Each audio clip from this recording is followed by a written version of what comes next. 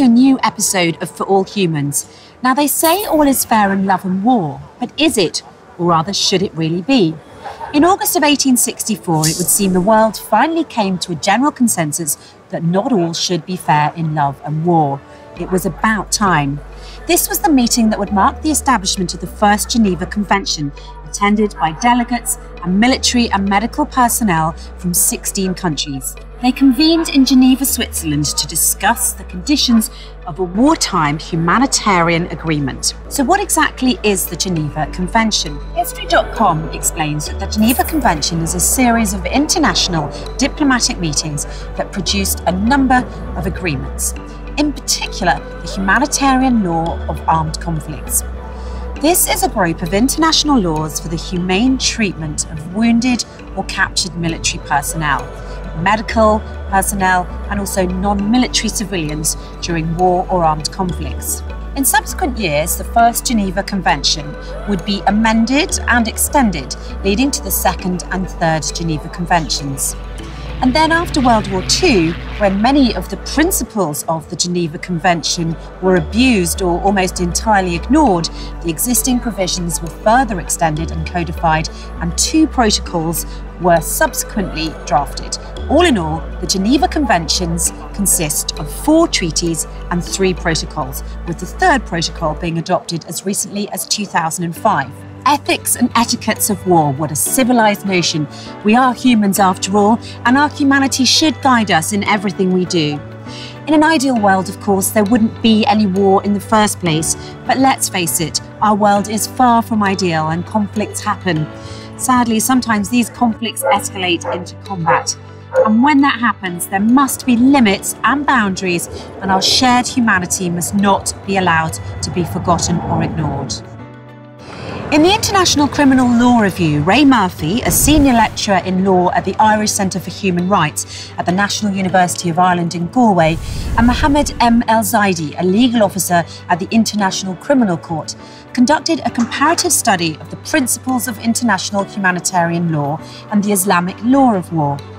Now, you might imagine that a system of laws regulating warfare that was put into place 1400 years ago would, in our modern day, appear archaic or barbaric.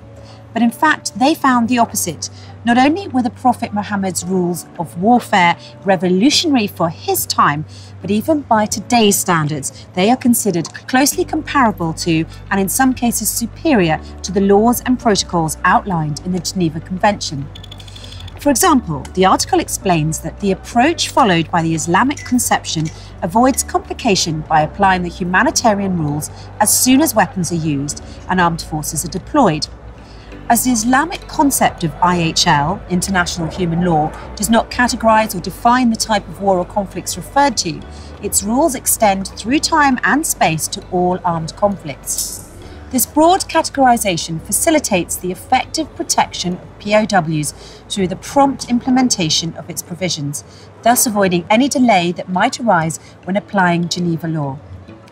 Additionally, we must bear in mind that the notion of rules of warfare was almost unheard of in the Prophet's time.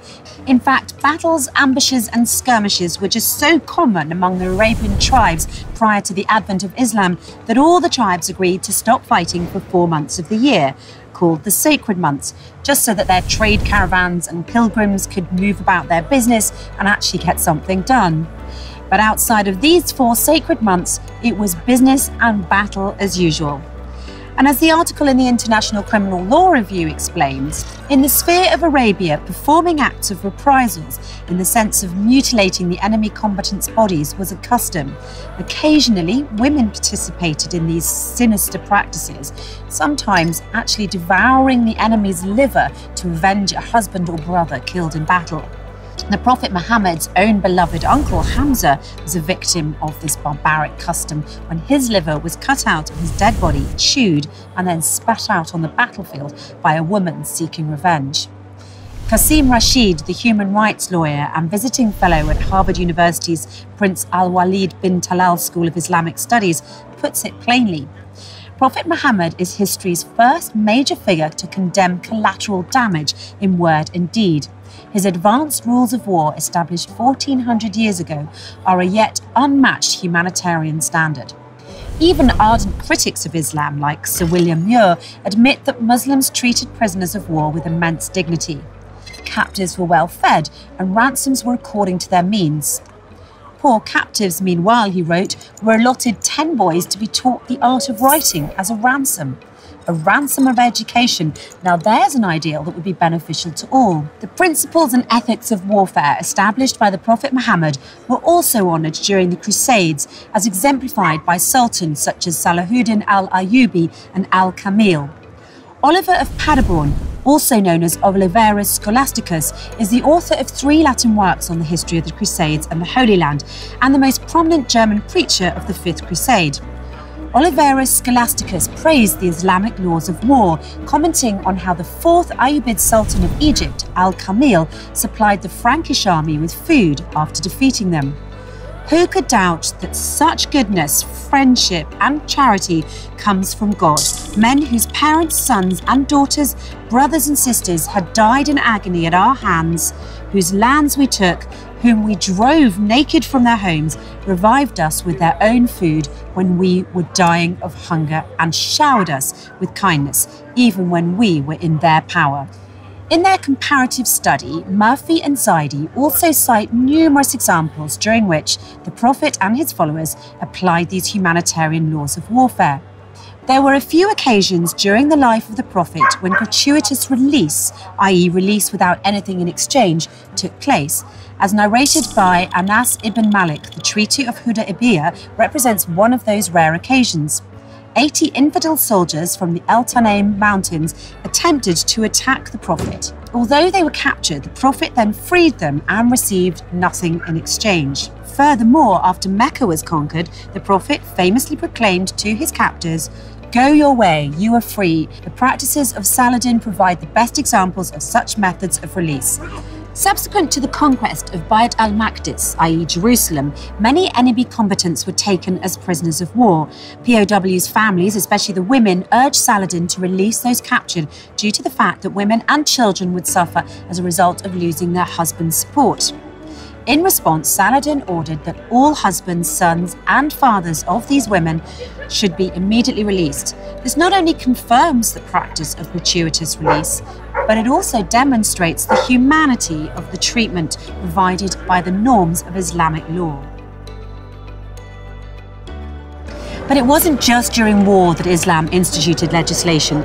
Before it even comes to that, there are actual conditions set out by Islam about how to enter into armed conflict in the first place. Fighting in Islam is justified for legitimate self-defense, to stop religious persecution, to aid other Muslims, and after a violation in the terms of a treaty. But it should be stopped if these circumstances cease to exist. In chapter 2, verse 190 of the Quran, God emphasizes that even in times of war, we must not transgress the limits. And fight in the way of God against those who fight against you, and transgress not the limits. Verily, Allah loves not the transgressors. The fact that Islam doesn't force anyone to fight on its behalf helps ensure that these ethics of conduct are followed. For when men are forced to join the army, they can harbour a great deal of resentment and bitterness, which can lead to unjustified aggression toward the enemy. Muslim jurists agree that Muslim armed forces must consist of debt-free adults who possess a sound mind and body. In addition, the combatants must not be conscripted, but rather enlist of their free will and with the permission of their family. It is deeply saddening and disturbing that people claiming to be Muslim commit acts of terror and harm in the name of a religion they clearly don't understand very well. And it's equally saddening that the media often engages in a great deal of mudslinging in regards to Islam being spread by the sword. And it's sad because it's just not true. Forced conversion is simply not allowed in the religion of Islam. God himself says in chapter 2, verse 256 of the Quran, "Let there be no compulsion in religion," meaning that faith is a matter of conviction, not coercion or compulsion. It's also ironic that those who repeatedly make the claim that Islam was spread by the sword are the very countries whose hands are soiled with blood from a long history of occupation and imperialism. So whether by upholding the guidelines of the Geneva Convention or the etiquette of war set out by the Prophet Muhammad, It's high time that the world remembers to find compassion in times of crisis, and time for us all to mind our manners when it matters most.